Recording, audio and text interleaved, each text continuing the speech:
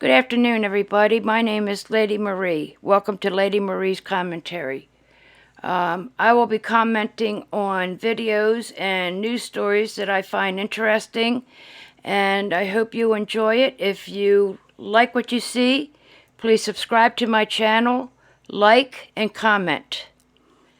The first story I want to share with you happened last year, August 11th, 2020. It was a Thursday.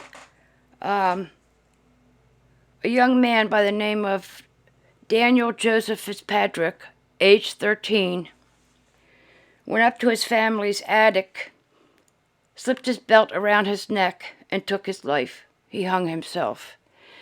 And the reason he hung himself is because he couldn't no longer take the teasing and the abuse at the hands of his schoolmates and, from what I understand, his teachers. His sister, Kristen, 17, was the one who found him.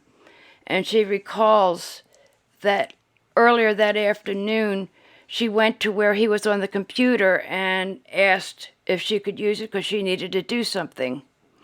She remembers her brother putting his arms around her and saying, "I love you." Later, when she finished, she went looking for him. She looked throughout the house but couldn't find him, thinking he may have had a guitar lesson that she forgot about, but was unable to find him.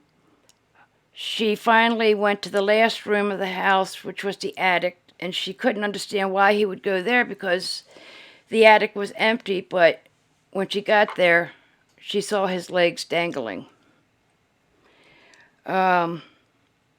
At first she thought he was kidding, but when she went to try and get his lifeless body down, she knew he was not kidding.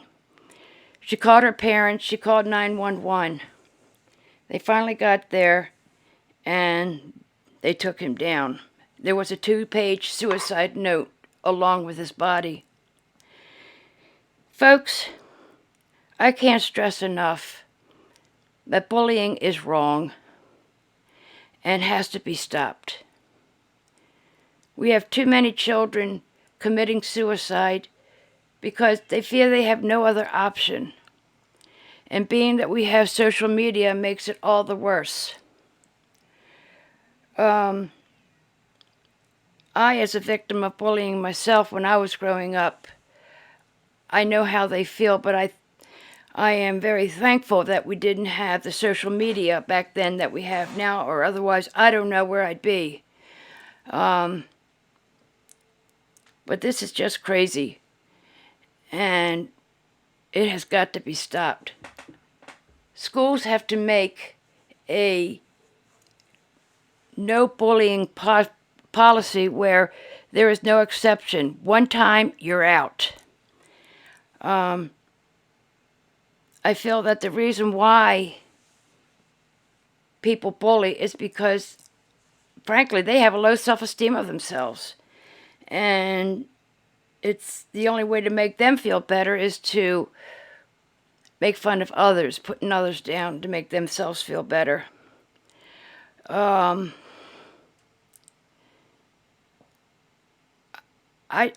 just my heart goes out to the parents of this young boy because the anniversary of his death is coming up. And they're going to have to relive this again. So what I'm asking is,